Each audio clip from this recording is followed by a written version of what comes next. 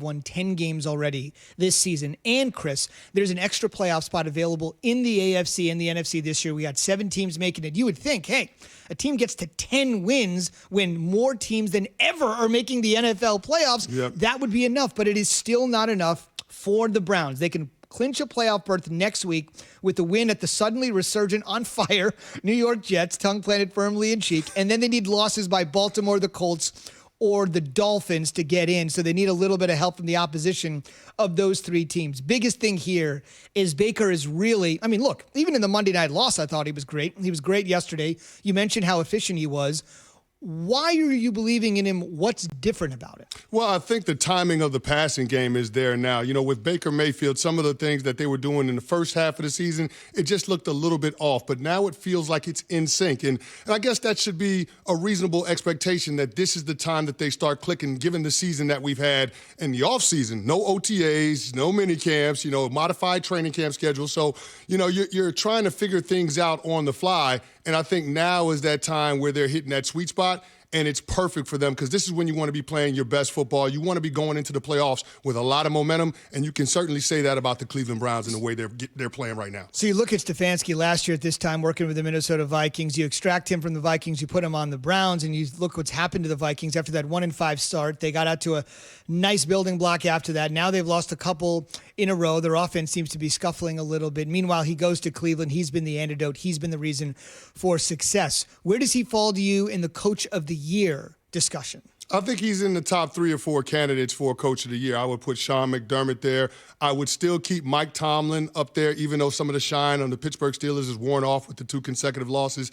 Keeping in mind they played 3 games in 12 days, and their season has been kind of shuffled due to COVID concerns. So I just think that the fact that he's been able to keep that group together, even with the injuries, and Big Ben coming back from the injury that he had with the elbow, I just feel good about the job that Mike Tomlin has done. Sean McDermott's in that conversation as well. So I just think that Stefanski and what he's done and having the potential to get the Cleveland Browns back into the postseason for the first time in 2002 and seemingly stabilizing the organization, you have to give him credit for that. There's no doubt about it. Also, we mentioned Odell was kind of there in spirit. He certainly wasn't there last night. As I mentioned during the touchdown that Landry had, he stood up, popped the 1, popped the 3. Obviously, Odell had so many great moments in that end zone. In the first quarter of the game, there was almost a one-handed catch right where Odell made his famous save right in a that few same years end ago, zone. right? Yep. There's some karma, something going on there last night for the Giants and the Browns. But we've had this discussion all season long, and it seems ridiculous when you say it on its face. But with regards to a little bit less pressure, a little bit regards to Baker having a little bit more say and latitude in the offense, do you think the extraction of Odell, not taking anything away from his talent, but just that he's always going to want the ball and there's always pressure to go that way, has having no Odell for this stretch, not counting his talent, for this stretch, helped Baker maybe ease some of the pressure off him? Well, I think it's put more focus on Baker in terms of him understanding the offense and where he needs to go with the football, not trying to do too much, but playing within the structure of what Kevin Stefanski is trying to provide.